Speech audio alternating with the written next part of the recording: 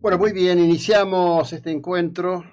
Estamos en este lunes, inicio de semana, en un mundo en donde nada se detiene, digamos, donde la rueda, rueda intensamente, y lo que es noticia alrededor de esta hora de la mañana perfectamente puede ser algo en el olvido al mediodía, y lo que es el centro de la noticia en el mediodía puede estar completamente olvidado a las 4 de la tarde.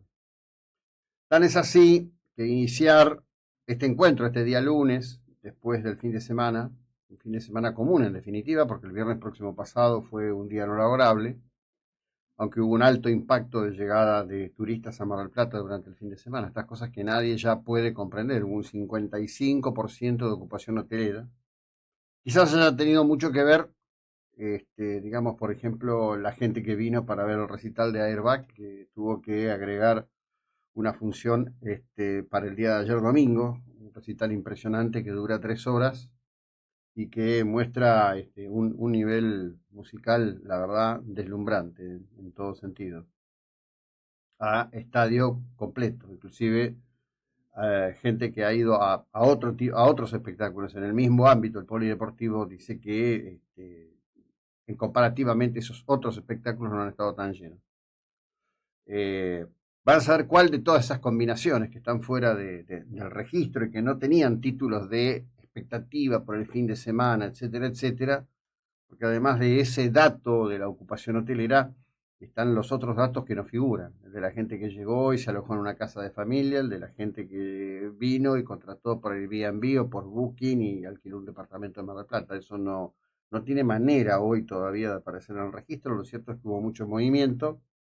La propuesta que hizo el municipio ayer en Plaza España, con un corte de calle que iba de la Avenida Libertad hasta creo que aproximadamente Ituzaingó, con food truck, espectáculos y demás, que fue una cosa, me parece que desbordó todo la cantidad de gente que se llegó hasta allí, también provocó un atasco de tránsito. Esto se tendría que haber advertido a la altura de Punta Iglesias, es decir, directamente a la altura de Punta Iglesias tendría que haber cortado el tráfico, porque la gente bajaba por la costa, llegaba ahí a Libertad, e Hipólito Yrigoyen, y era una cosa insoportable. Gente que estuvo más de 20 minutos para poder atravesar ese pequeño tramo.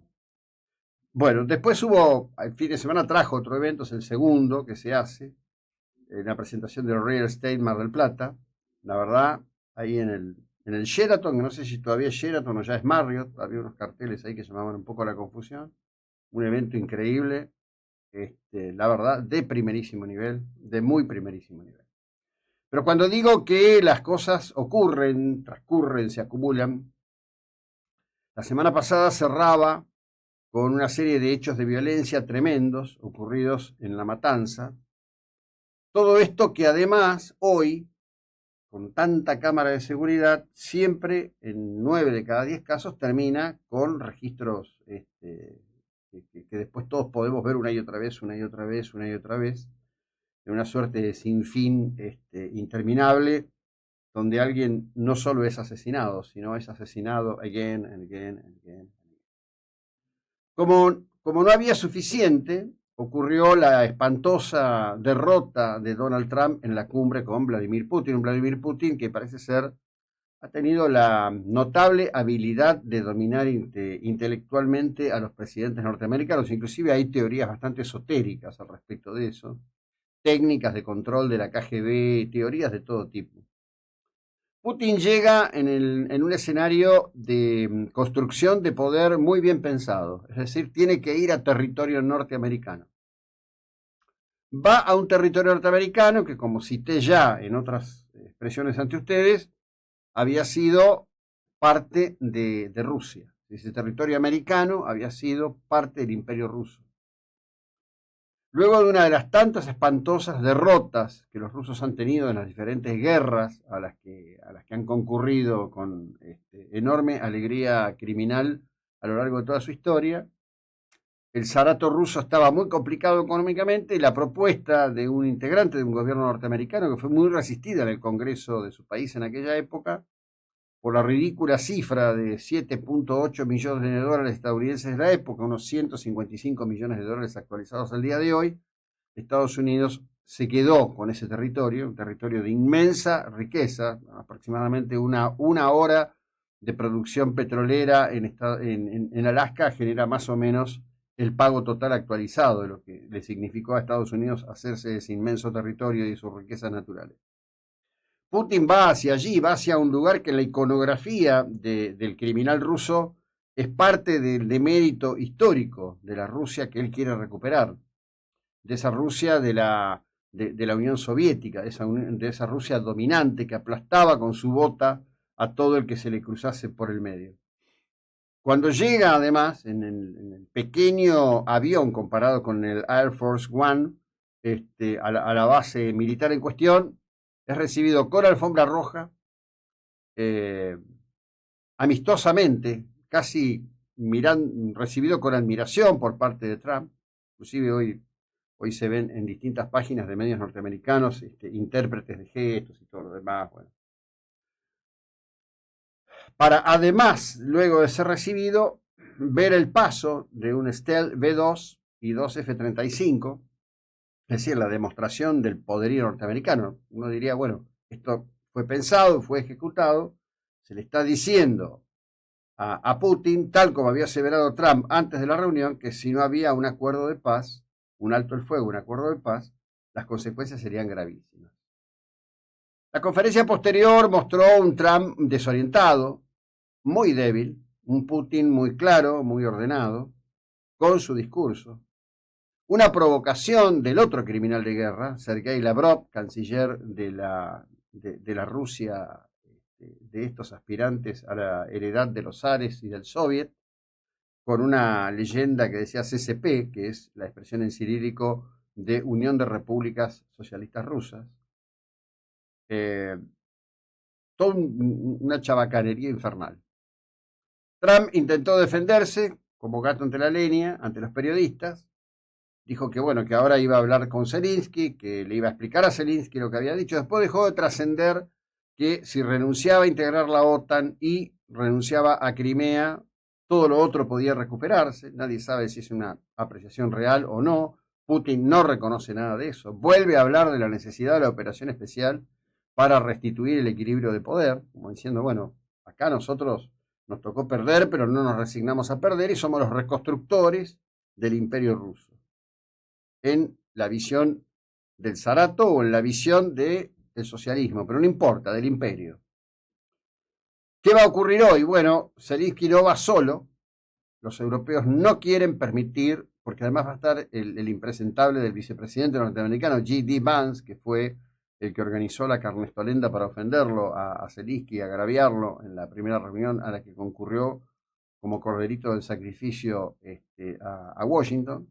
Así que va con una delegación importante, entre la que destacan fuertemente el canciller alemán y el primer ministro alemán, y la primera ministra Giorgia Meloni, va a estar también el presidente Macron, y va a ir el primer ministro británico Keir Starmer, cada uno de ellos en distintas situaciones internas.